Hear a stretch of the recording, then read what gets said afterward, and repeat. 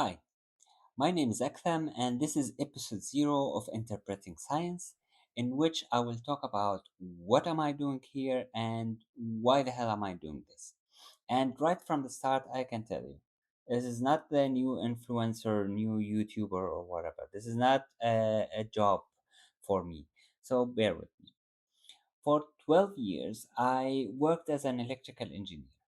I have a master's degree in electrical engineering from the Technical University of Berlin. I built a career and I was good at it, or at least I would claim so. Anyway, last year, that is December 2025, I walked away from engineering. Not because I stopped being an engineer, but because something else became more urgent to me than staying one. I want in this first video to tell you all about that and why I started a YouTube channel and a Substack named Interpreting Science so that it all makes sense for you, or at least I would hope so. So what triggered all this? This didn't come up as a vague feeling that I'm bored with my job and simply wanted to do something else. It actually accumulated with time while mindfully watching the world around me.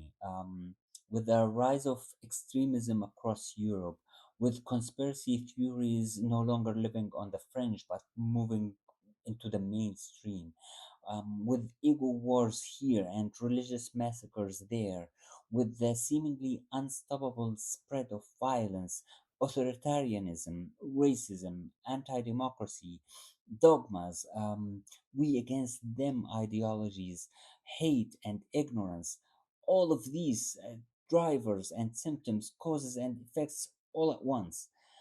Watching all of this for years now and comprehending that ignorance and tribalism are main factors and are spreading faster than our collective ability to push back against them.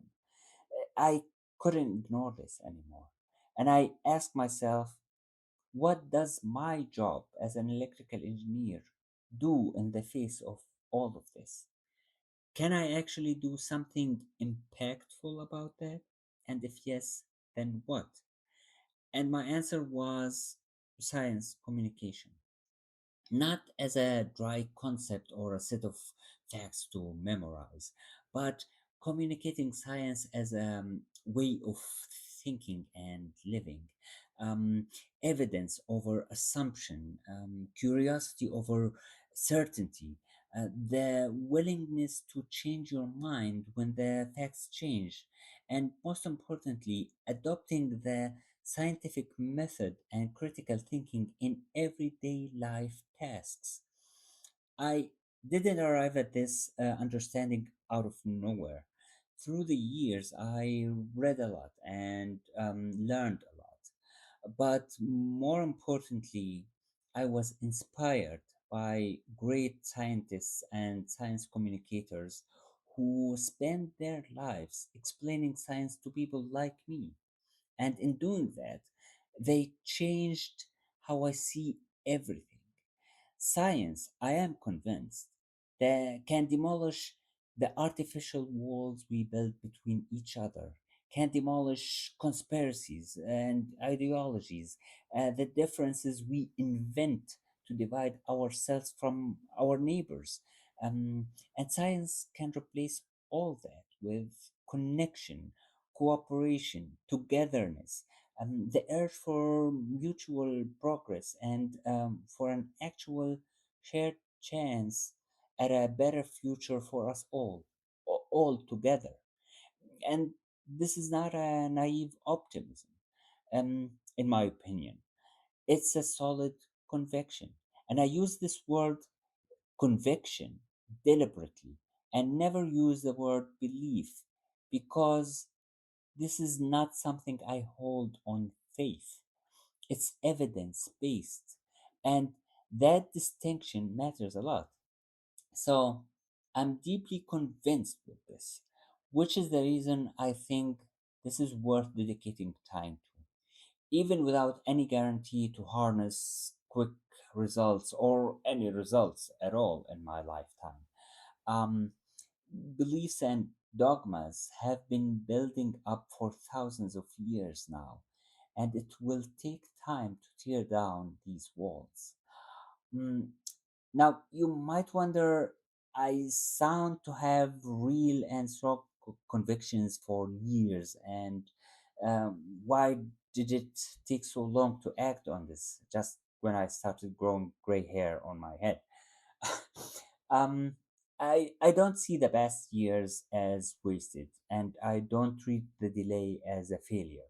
And my answer is actually really simple. Convictions don't usually arrive on all of a sudden. They build with time, with living, with reading, learning, and experiencing.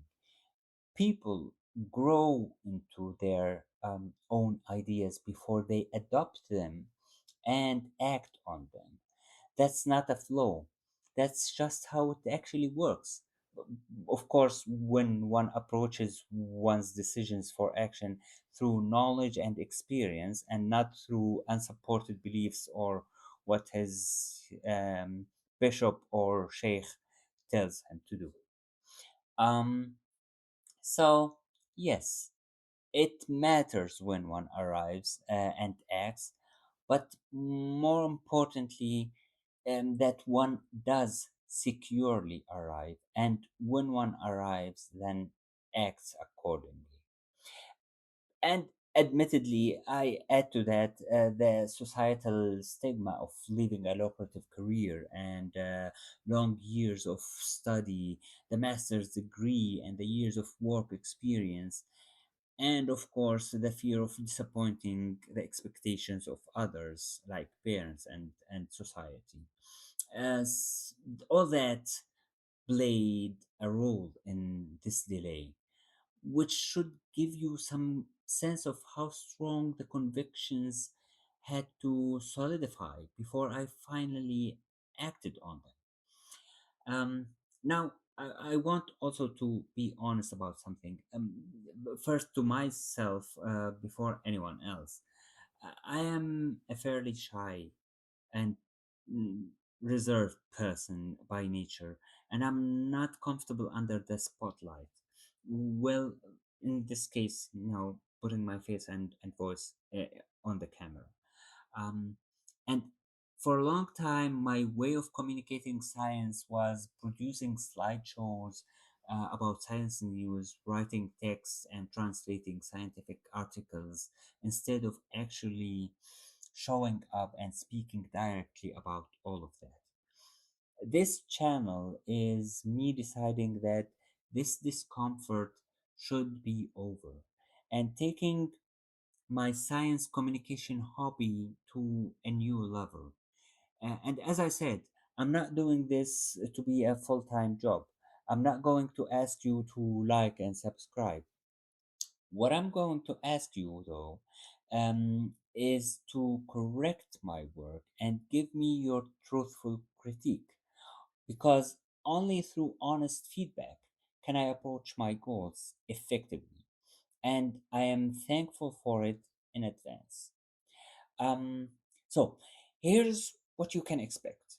Mainly, every week I will cover a handful of real science news stories from the week before, new studies and discoveries, and I will explain them as short as and simple as possible, without jargon and fancy scientific terms, and I will interpret them, hence the name interpreting science, and hint to how these could be relevant to you and why you should care to know about them.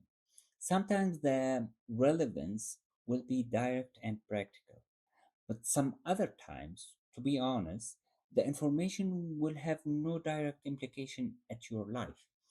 Nevertheless, it will still be worth knowing and understanding, thinking about it critically, and most importantly, interpreting them in your own way to your own life and experiences, which will be valuable on its own, even if the payoff isn't obvious to you yet.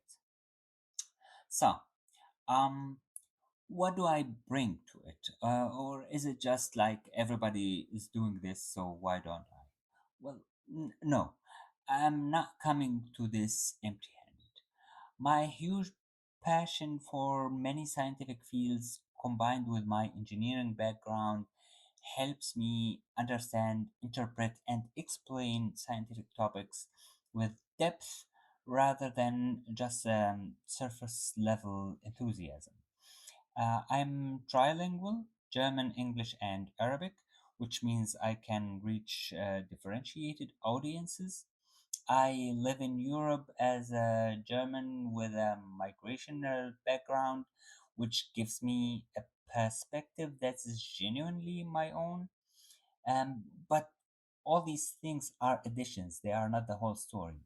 It's not like I'm the engineer who does news, or the Arabic science engineer. My actual interests span way beyond engineering, to evolution, neuroscience, social sciences, cosmology, game theory, psychology, biology, and the philosophy of knowledge, a lot more. Engineering and tech um, are what I studied and worked and already know best. They are a steady floor I stand on, but they are not the ceiling. Um, Now, it's not that I'm going to change the world with this, but I am one of the people who have been and still is being genuinely and permanently positively changed by science and science communicators. If my contribution does that for only one more person, then it's worth doing it.